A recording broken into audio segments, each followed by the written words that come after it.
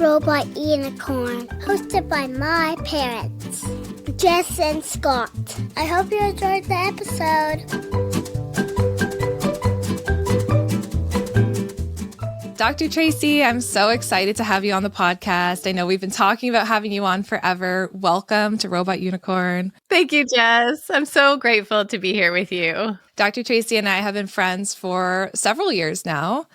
And I've been talking to you about having you on since before the show even aired. So this is so exciting. Before we get started, I'm wondering if you can just introduce yourself for anyone who doesn't already know who you are. Yes, absolutely. And just saying hello to your community and how grateful I am that we're connected and supporting each other through all of these ups and downs of what it means to be a business owner, a mom, a parent, a partner. I'm Dr. Tracy Dalgleish. I'm a psychologist, couples therapist. I'm an author. I'm also a mom to 2 young children and the owner of Integrated Wellness, which is a mental health clinic here in Ottawa. And I always like to share how this work started, which is really about wanting to translate what I do in my therapy room to people all over the world. And it started with being dissatisfied with how we were talking about building healthy relationships. And I was in the depths of my own postpartum experience with my second. And it was at that time that I started my Instagram space and started the podcast and writing about relationships.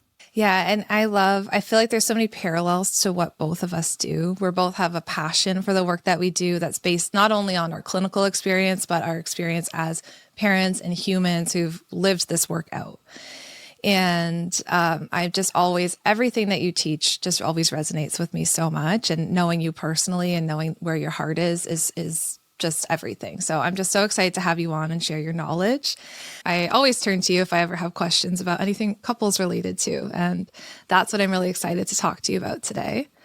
Before we get into the couples piece, I actually just wanted to, because this episode will be aired a week after Mother's Day. And you talked about the difficult experience you had with your second child postpartum.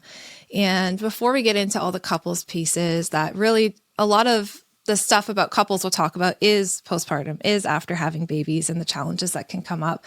I wonder if you could share a little bit about that difficult postpartum experience that you had. After my first, and hindsight always teaches me more than what it is in the moment, but I remember after having my first, I fell into this shame spiral, this sense of low mood, the sense of anxiety. And looking back, it was more severe than anyone would have known at the time. Mm-hmm. I wouldn't go down the stairs holding my baby for probably 6 months out of fear, this intrusive thought that I would drop my son.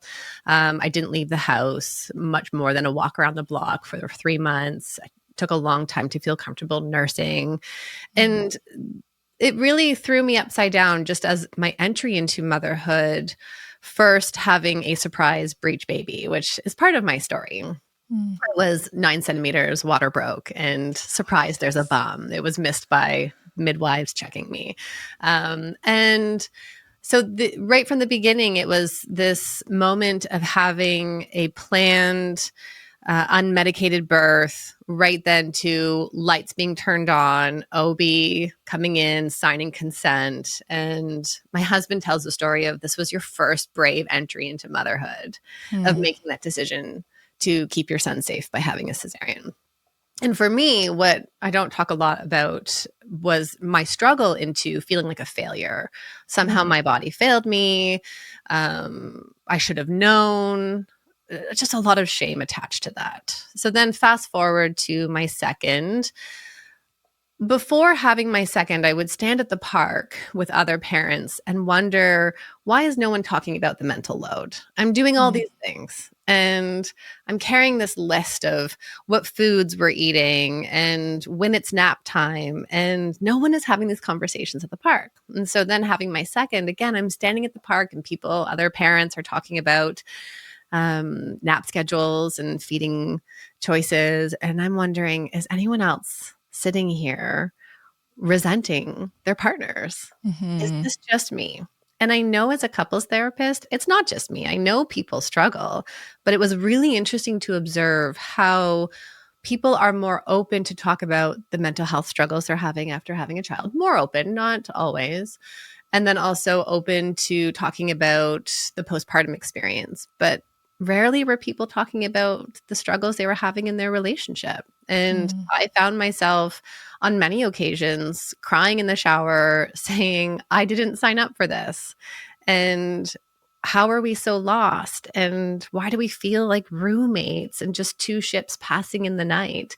And how in some ways that was attached to a lot of shame initially because, of course, I put on my couples therapist hat. I go to the office and I'm working with a couple and I'm supporting them through the same transition. And yet I come home and I'm filled with this resentment and rage towards my husband, and together us struggling to get through that. Yeah, I think what you're sharing, it sounds so familiar, not only to me, but to so many of the clients I work with, and even some of the moms in my life right now who are having babies for the first time. I feel like I've been having a lot of these conversations, even in my personal life. People coming to me and saying, Jess, when you and Scott had little babies, do you remember feeling resentment? And some people telling me, I am surprised. I'm not angry at my baby, but I'm very angry at my husband. And I was not expecting to be angry at my husband. So I'm wondering if you could talk a little bit about what did that look like for you, that resentment, like that anger that you had towards your husband? Yeah, from a clinical perspective first, resentment is a secondary emotion. It's complex. It's filled with all kinds of other pieces to it. But the reason I call it a secondary emotion is because it's the tip of an iceberg where we know that the mass of the iceberg just contains so much more underneath it. And I like to remind or to inform people or teach people that when we're looking at resentment, what's underneath it? So for myself, that resentment was irritability. It was an overwhelmed nervous system. It was music playing at the same time as the dog barking, at the same time as a child crying. I feel that. Yeah. And then looking over at my husband and he's on his phone typing. And that would just send me into this heat in my body. It was almost like from my toes to my fingertips. And then just not having the tools of what to do in that moment. And so then this is where we see couples getting stuck. It spirals into that negative cycle, which is really at the core of where couples get stuck. So then I would say something short. I would be prickly. You know, I often describe my anger and resentment as like a prickle. And then Greg would get defensive and he'd be like, well, I'm trying my best. And then that would just enrage me even more. And with all of that spiral, in a way, it then just led us to be more disconnected. And it led us to then only talk about, you know, hey, do you got the diaper bag? I've got the water bottles. Or where are the splash pants? Who's doing drop off? And so there really wasn't any connection. I'm putting my hands intentionally, like my fingers intertwining, because that's the connection that we look for with our partner. But then instead it feels more like two ships passing in the night, that we're not feeling close. Yeah. And how common would you say that experience is in new parents? So common, more common than we're talking about. And that was really the inspiration behind my first book, was to say, look at how many people are saying, I didn't sign up for this, whether they are new parents, a blended family, having their second or third child. We know from research from the Gottmans that 69% of couples will experience a significant decline in their relationship satisfaction after having a child. And that satisfaction starts to alleviate around 3 years postpartum after having a child. And I remember at one point reading a stat where relationships really start to change and improve after your youngest child reaches 7 years old. And would you find, because I know your youngest child is the same age as mine, would you find that that's true in your own personal experience? In my own personal experience, yes, absolutely. And the question around that is, it will depend for people, because at this point now, am I looking to my partner with curiosity and a genuine wish to connect? Or do I have 10 years of backlogged resentment that I haven't addressed? Absolutely. Yeah. I everything you're saying just rings so true for me personally as well. We've talked a little bit on the show about this, but I think our marriage struggled the most after our third daughter was born. And it struggled the most because the pressures of all the other things we had in our life were just so high at the time. And we were just starting our business. Like Scott had just quit his job to work for Nurtured First. We're trying to figure out how to be business owners together, which felt very difficult given that we have two very different personalities and ways of dealing with things. And then we had 3 kids. We were outnumbered. We had a highly, highly sensitive toddler who just had explosive meltdowns almost all the time. And we were just trying to learn about her sensitivity and how to help her. It just felt so overwhelming. And I actually remember, I think I've told you this before, but one night I'm nursing my daughter, my baby, and it's probably like 11:30 at night. I'm not going to bed. I know Scott's sleeping. And I just feel so resentful towards him. I'm just like, if I go back to the room, I feel like I'm just going to shake him awake and be like, oh, why do you always get to sleep? And I always have to be up with the kids. You know, I'm so frustrated with him. And then I remember a post of yours. Like I was scrolling Instagram and you had some post and I can't remember exactly what it said, but something about, you know, when you're feeling resentful, try and remember the things that you like about your partner or something along those lines. And I remember being like, oh, shoot, I do like him, but I'm just forgetting. I'm forgetting the reasons why I like him, like even just something as basic as that. And it stopped me from actually leaving the room and just getting really angry at him. But I know for me, that feeling of resentment, and that was after our third, I didn't have it as bad after the first 2. It took me by surprise because that's not who I am. I'm not a resentful person. And I like my husband, but I kind of forgot that I liked him for a time. And so I think it's really important to validate. And I've heard from so many moms in my personal life, my professional life, that feel the same. And they feel like they're the only ones who don't feel those feelings of like or even love to their partners anymore. You know, Jess, I'm so glad that we're talking about this because it really was, this was back in 2018. So my daughter being 1 at the time, nobody was using the word resentment. Mm-mm. And yet when I started talking about it online, so many people said, wow, yes, this is exactly what I'm experiencing. Mm-hmm. And this piece here, and I mean, recognizing thousands of people signed up for my resentment webinar and knowing the context as well, that we were all in lockdowns at home with the kids and all of the things back in early 2020.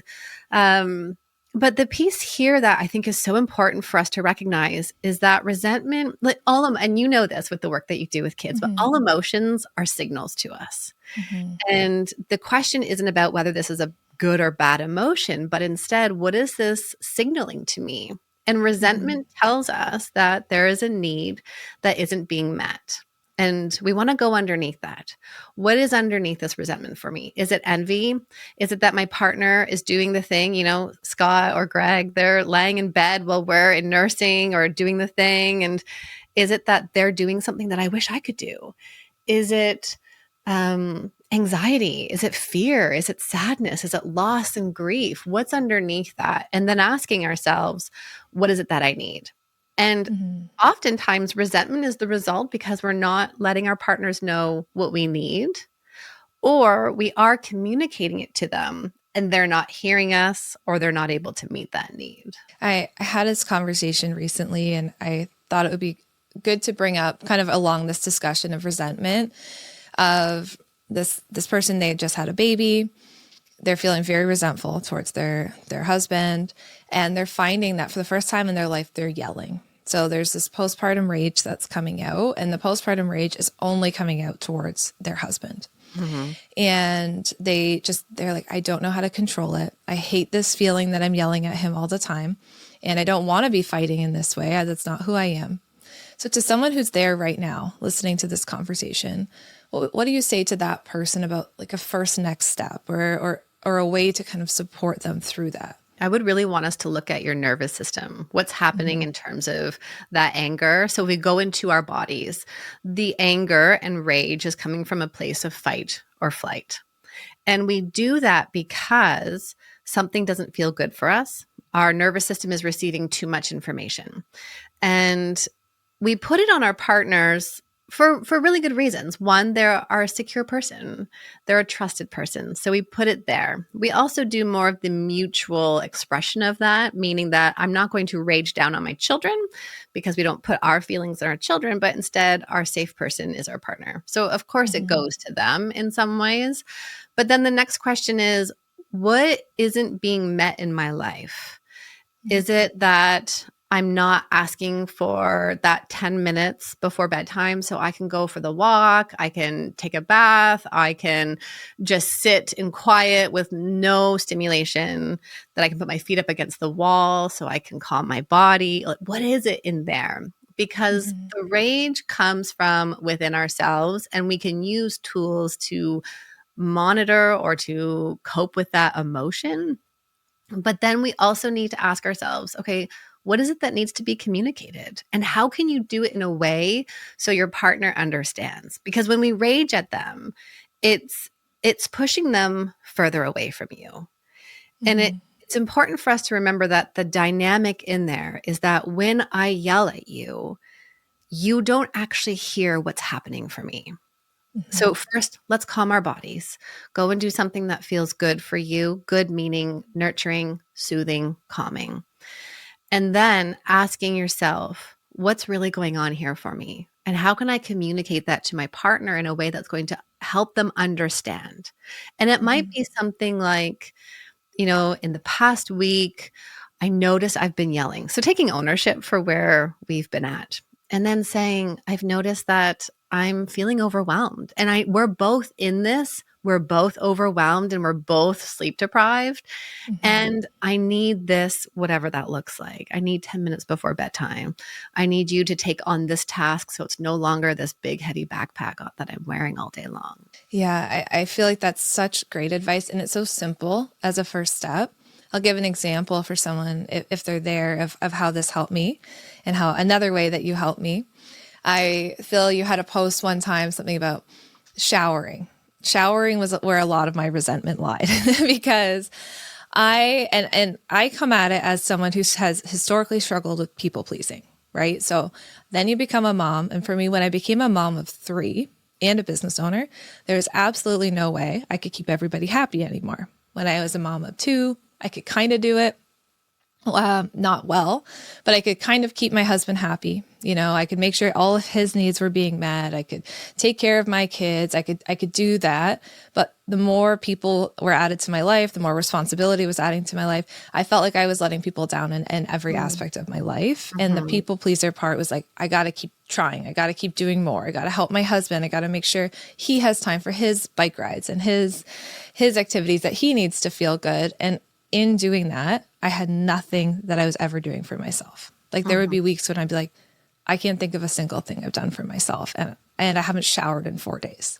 And so the showering was the first piece for me that I think it was you. There was some post about, just let them know you're going to take a shower instead of asking for permission. And it was a simple shift for me, but I would feel resentful when I felt like I had to ask for permission to take care of my basic needs. And then I just wouldn't do it because I was like, I don't want to have to ask to take a shower. So I just started saying something like, Scott, I need you to watch the baby. I'm going to go take a shower. And I would go take a shower. And in the shower, I would really just try and regulate myself. I'd shave my legs. I'd take time to actually get that really basic need met. And I started finding that doing simple things like that for myself, or Scott, why don't you hold the baby tonight so I can eat my dinner? Something. And instead of asking, just saying, this is what I need from you, helped me a lot. So I'm curious, your take on that and how you would suggest to, and we're talking a lot about women, but any partner that's feeling resentful to ask for their needs or tell their partner what their needs are. Yeah. And we'll also just pause here to say 10% of fathers experience postpartum depression, and it's often missed. And so if you notice that your partner or you listening as a dad, you're experiencing increased anger and frustration, depression in men tend to come out as more of that increased irritability and frustration. So let's flag that as well, that all people do struggle to talk about their needs. But it's funny, Jess, because Greg then started to call me after having my second, because of course I learned a lot of this with my first.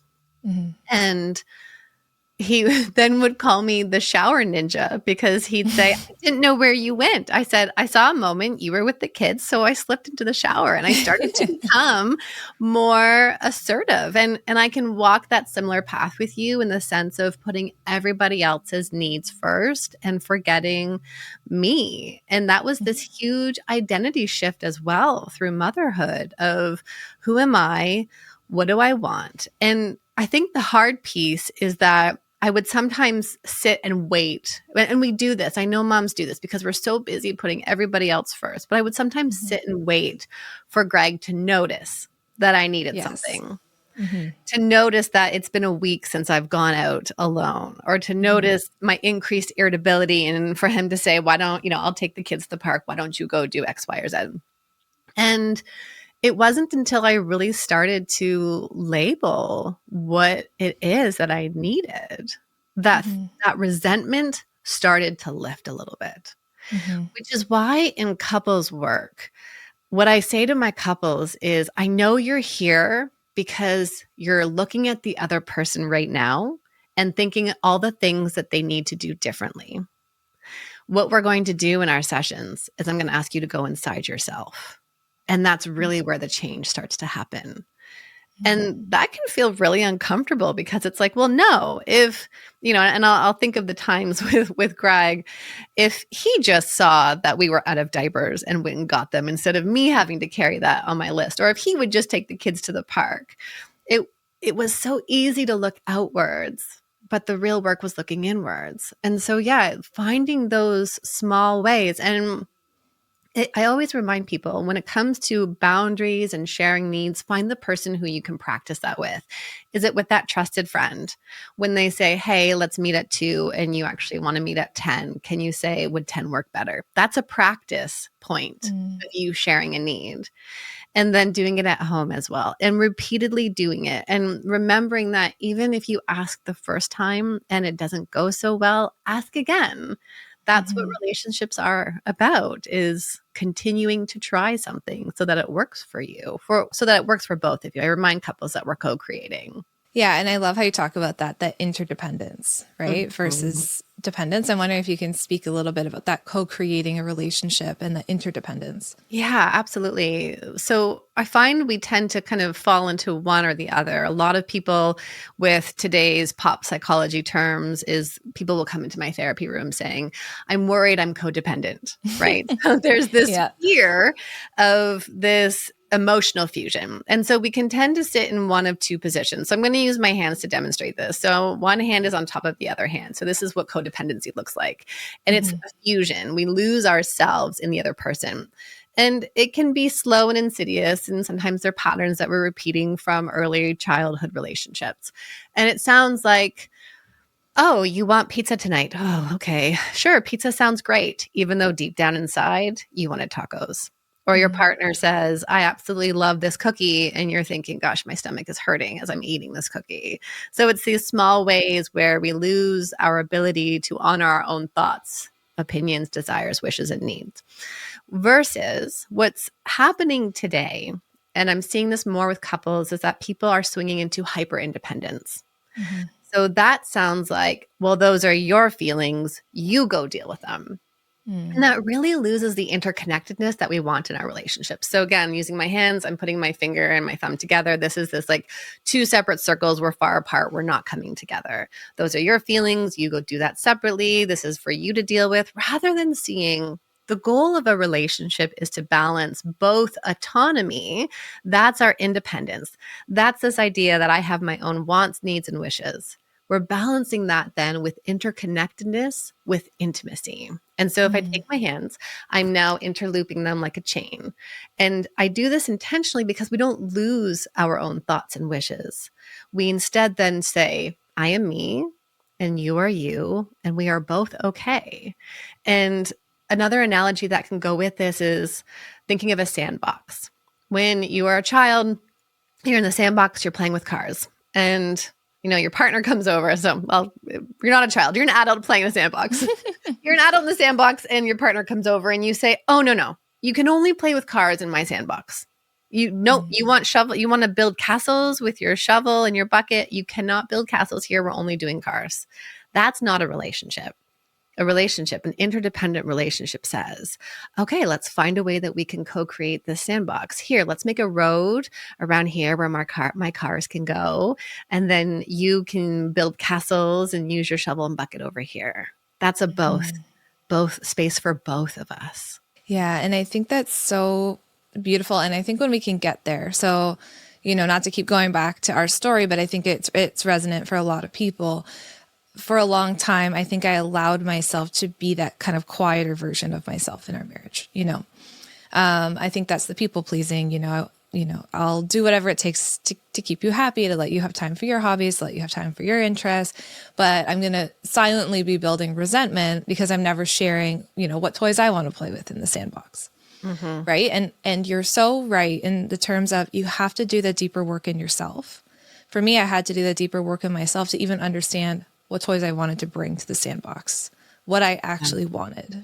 For me, as someone who struggled historically with people pleasing, that was so deep within me that I had even lost the idea of what it is that I needed and what it is that I wanted.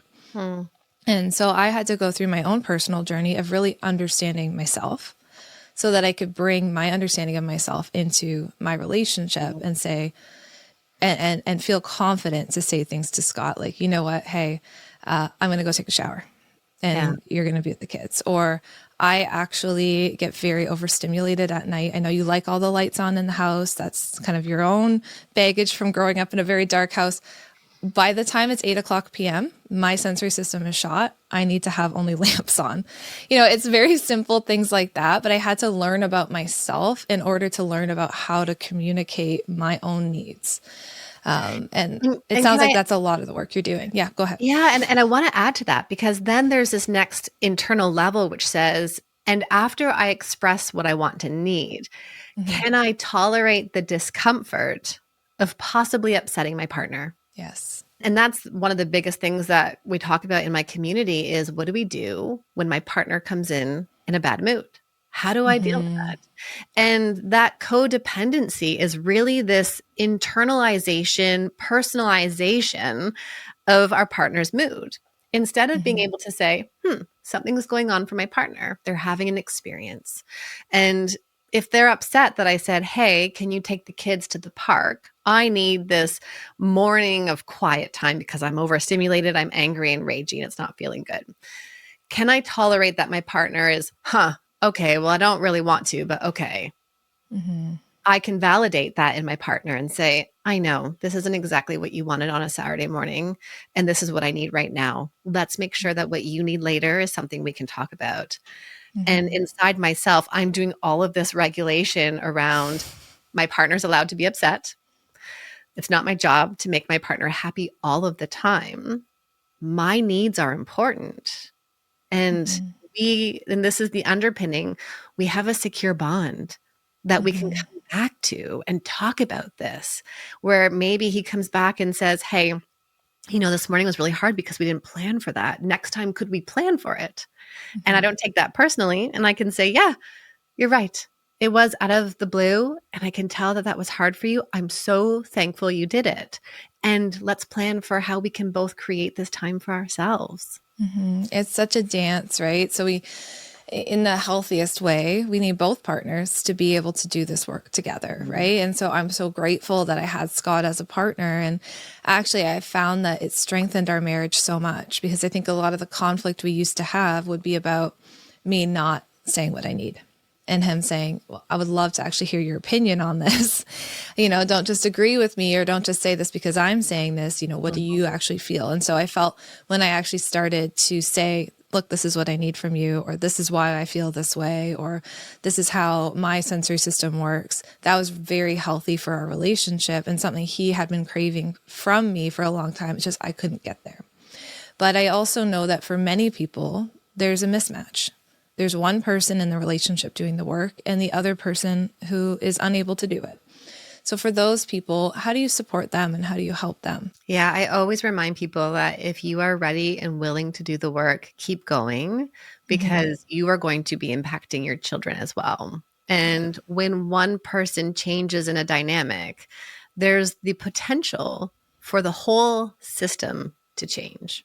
And you and I know that from a systemic perspective of how we work with families, how we work with couples, is to remember that you can do this work. It's not going to mean your partner is going to change over time immediately, but they will get there. They could get there. And so, for example, that cycle that Greg and I would get stuck in, I would get angry and sharp. He would get defensive. I would up the ante and he would shut down. And this is a very familiar cycle for a lot of people. If I continue to go angry, we're going to guarantee he'll get defensive. But when I started to shift out of my own anger and into what I actually needed and what was happening for me, it gave him a chance to hear something different. And initially it was confusing. Initially he would get defensive again and I would slow it down and say, what just happened there? What did you hear me say? And it was, and I know a lot of people say, okay, Dr. Tracy, you're the couples therapist. You can do this, but we can do it with our partners as well. We can show up differently. So then instead of the anger, which sounds like you never help, I'm always cleaning up after the kids. I did bedtime. I did bath time. You're always on your phone. Instead, if I slow it down and say, okay, what's this about for me? Interesting. I'm feeling like I don't matter. I feel like I'm not seen. I'm carrying all of this. So I go to Greg and I say, just recently, I feel like I'm taking on a lot of things and I'm feeling unseen in all of this. And I think right now what I'm needing is for you to recognize what I'm doing. I know it's not possible for us to shift the load at this time. This is what I'm thinking of when I was off on leave for that year. But, can you see what I'm doing? And when he would then respond with defensiveness in our old pattern, he'd go into so you're saying I'm not enough? You're saying I'm not doing enough? I would have to slow it down and say, if we're talking about your enoughness, I want to hear that. But first, can we stay in this spot right here where I'm saying, do you see all that I'm doing? I think that's huge. And, I can relate to that too. I think an area, so a few weeks ago, one of my kids had a birthday party. And for the birthday party, I planned the party. We went horseback riding. I took the kids horseback riding. I got everything we needed for the party, planned out the cake, the decorations, all of those things. Then the next day we had family over. I planned the whole family party and I start to notice this familiar feeling, of resentment building up. Now, did I ask Scott for help with any of those things? No, I took them all on myself. So that's the first thing. But my question is, do you enjoy doing some of these things? Or yes. Okay. Yeah.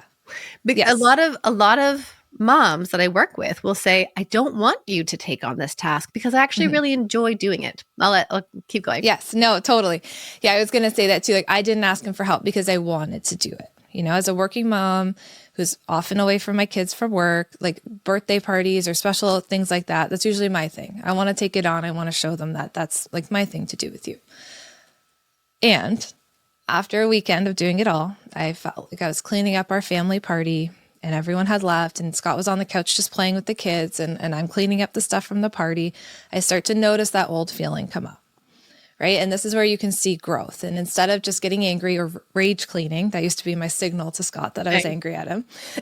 Classic.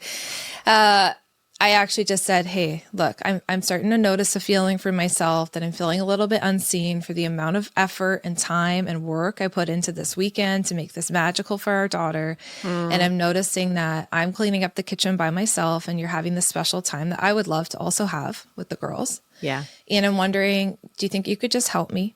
And let's clean this up together. And then from there, let's just have a nice evening.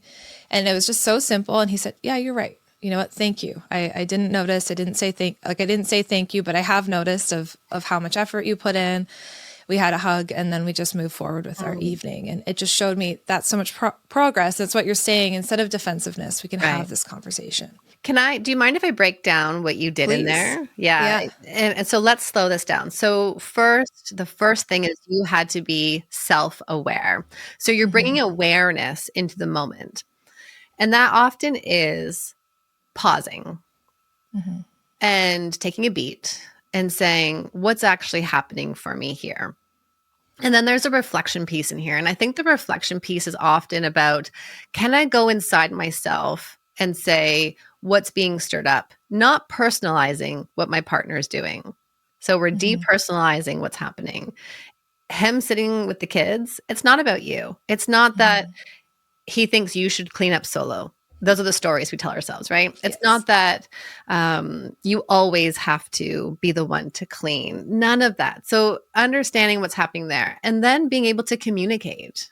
And you did. And the communication piece is not and the Gottmans do such a great job, all their research around the 4 horsemen of the apocalypse, right? You're not criticizing. You're not saying you're always with the kids and never helping me. I guess I'll just clean up again by myself. That's an attack on their character. You're not getting defensive. You're not being contemptuous, which is like, of course I'll clean up, Scott. You just enjoy your warm coffee over there, right? And then you're not stonewalling. And that stonewalling can really be felt in a family where you shut down and he kind of notices it. He's like, hey, Jess, you good? And you're like, nothing's wrong. Don't worry about it. That's just that shutdown. And instead, then you're saying to him, here's my experience. Here's what I need. And all because you were able to slow down and notice what that trigger point is. And I use trigger as a loose word here. It's something happening inside of you.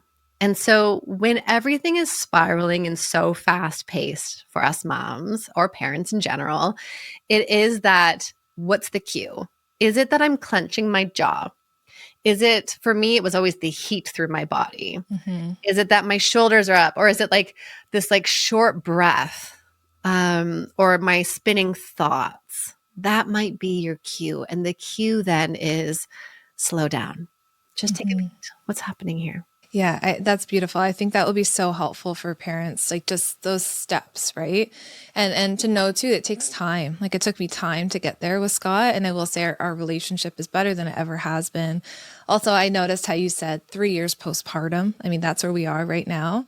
Yeah. But I love that you called it 3 years postpartum because we think postpartum is like, 4 or 5 months. It's not. It takes a long time to even recover relationally from that experience of having a baby. And I know we haven't touched on it, so I'll just kind of put a marker here for our next Monday conversation. But the piece around intimacy as well is that so much of our connection, the way we feel emotionally, is also tied into how we feel sexually and how we want to connect with our partners. And that, I think, really is a conversation around identifying stressors, having permission, giving reassurance, redefining sexuality together as parents. Yeah. If we have time, I would love to briefly talk about that because I do think that's a topic that comes up all the time, specifically in the moms that I work with, even my own mom friends, this is something we talk about. And for a lot of moms, and I think this can go both ways, there's this struggle to want to be intimate again after postpartum. And not everyone feels that way, but like sexually intimate, I think can feel very vulnerable. There's a lot of reasons why that can be hard. And I think a lot of parents struggle with their partner maybe is trying to initiate something and they just turn them down. And over time being turned down so often, then the partner stops trying to initiate things. And I think it can be lost. So I'm wondering if you can speak a little bit to that as well. Yeah, the postpartum period is a delicate time in terms of how you are doing mentally, emotionally, how you are coping after giving birth, and the changes within yourself and your body. And sex is a vulnerable experience. And one of the worst things that I hear is when women go for their 6-week checkup and they are cleared. And what that has been translated into is you are cleared to have sex. And I encourage couples to remove the pressure to have sex, as in ending in orgasm. So oftentimes couples define intimacy as penis and vagina and ending in orgasms. So thinking heterosexual relationships. And the challenge with this narrow definition then means we're either having sex or we're not. And we're losing all of the gray in between. And that pressure, anytime you put pressure on the desire and arousal system, that experience of desire is going to flatline. You cannot go into intimacy and having sex with a backpack of bricks. So if you feel your partner sitting beside you and they only come to hug you because they want to have intercourse, that pressure is a brick in your backpack. You're not going to want to. And so during this time, I think what's really important for couples is it's not that we want to go back to the sex life we had before. Maybe you didn't even like it before, but now we want to redefine what that's going to look like, especially during that first year when you're more likely to be sleep deprived, or first 2 years, depending, or 3 years, depending on when your children sleep. And that's a whole other conversation. But, one of our kids is now just solidifying their sleep. And I wish someone had said to me, Tracy, just buckle up for 8 years. You'll get It there. might be a while. I feel you on that. It might be a while. It's still rare for me to have all 3 kids sleeping through every single night. Right. Usually someone's up at some point. Yes. And then, of course, the other piece is, what do we do with sex? Most people save it for the last thing on their to-do list. And at the end of the day, when you've tucked the kids into bed, you've picked up all the toys, you've done the dishes, you've prepared the lunches for the next day, you found the splash pans that were missing, and because, rain is coming the next day, do you have any energy left for sex? And most people don't. And so it really does require people then to redefine what sex looks like. How do we also create physical intimacy that feels good? Because we want pleasure and play in there as well. And then how do we actually get intentional about sex together? Yeah. And 2 points to that. I think something that's not often talked about is how your birth experience can impact your sexual desire. For those who had birth trauma or any trauma relating up to giving birth and pregnancy, I think that was something that I didn't expect, because my first pregnancy was very traumatic. I had preterm labor, and then I ended up having all these very traumatic checks, and they would always be checking to see if I was dilated.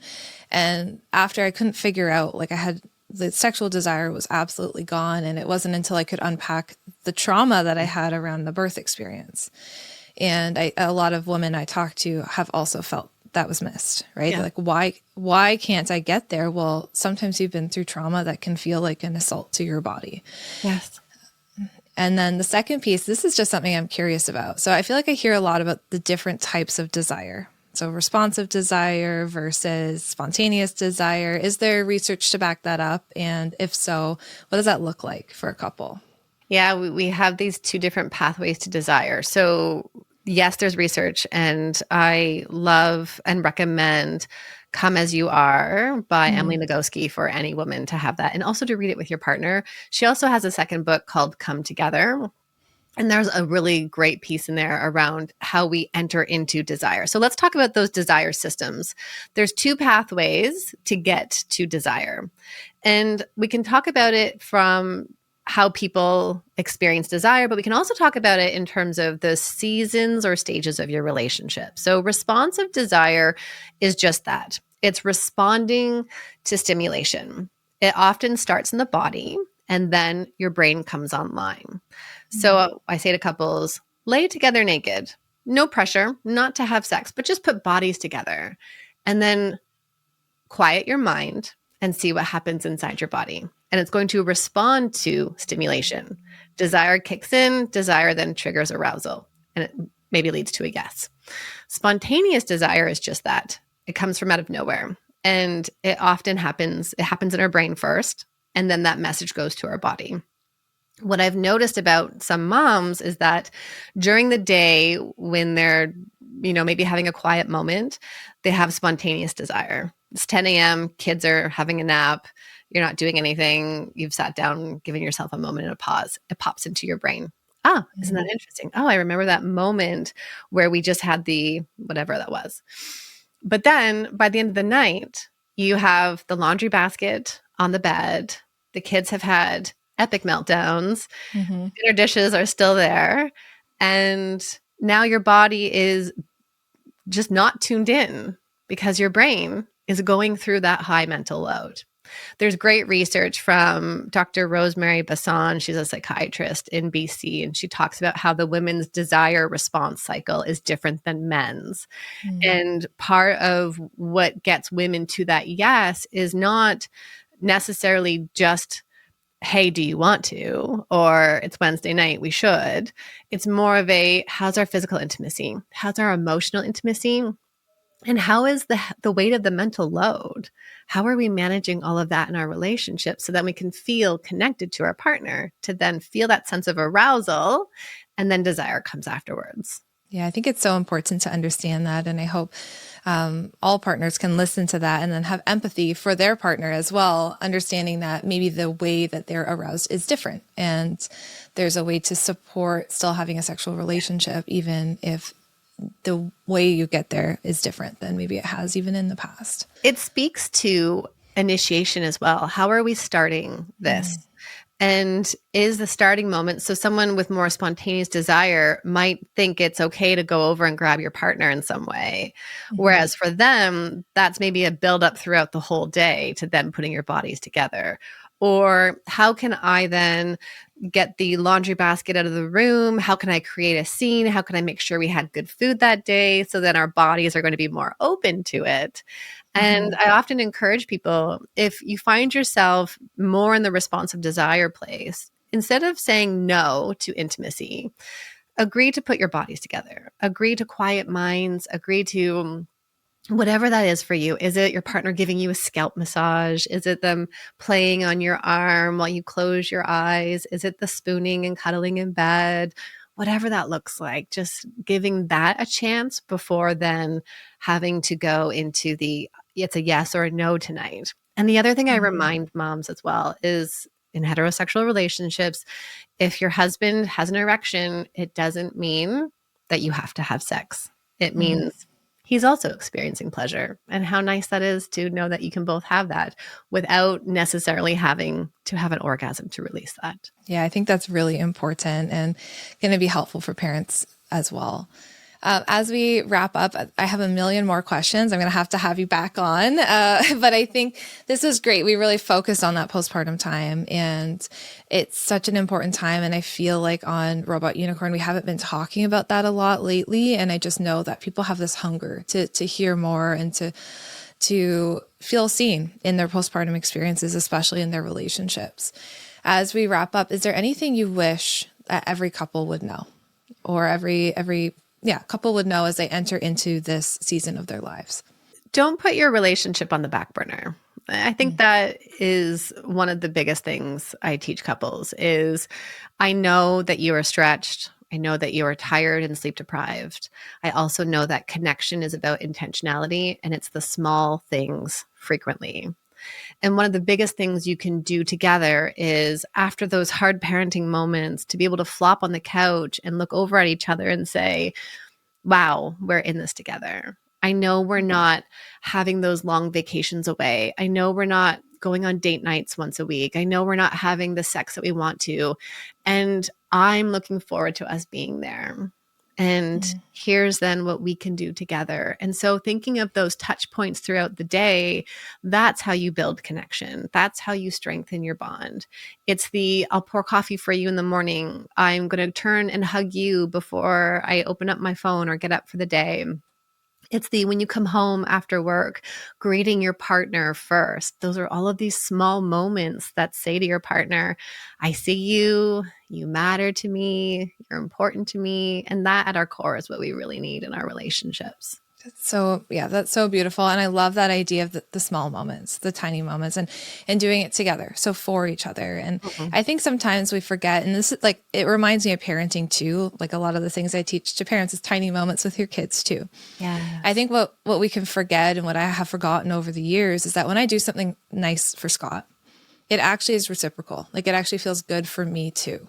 And when you're feeling resentful, the last thing you really feel like doing is, let me make the coffee the way he likes it this morning. But when I do that, when I make the coffee the way he likes it, or when I, even do something simple, like make his side of the bed the way he likes to have it made, not just quickly the way I like to, quickly make the bed in the morning.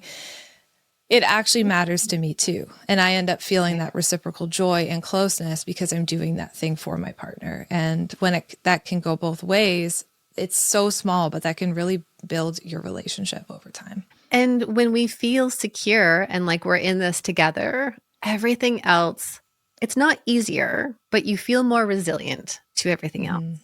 So when you're having a hard season with parenting, I think of when our kids turned 7 and the anger that showed up that I wasn't ready for, or the assertion into their autonomy at 4 and all the other things.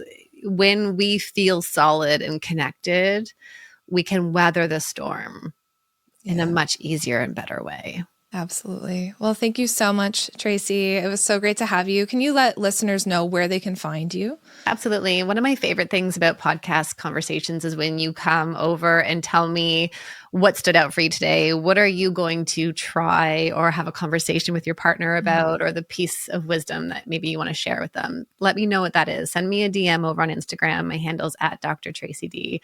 And then all of my resources are available on my website, drtracyd.com.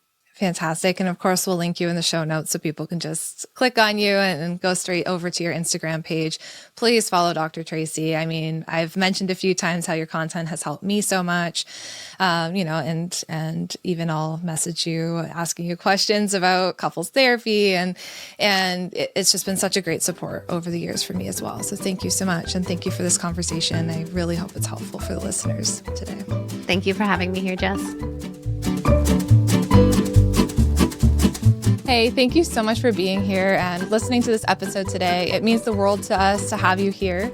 If this conversation was helpful for you, it would mean a lot if you could like and subscribe. That just shows us if the conversation is meaningful and helpful and helps it get out to more people. Also, I just wanted to let you know that every week we have a new episode drop. And if you want to be notified when that happens, just hit the little bell icon. Again, thank you so much for being here, and we'll talk to you again next week.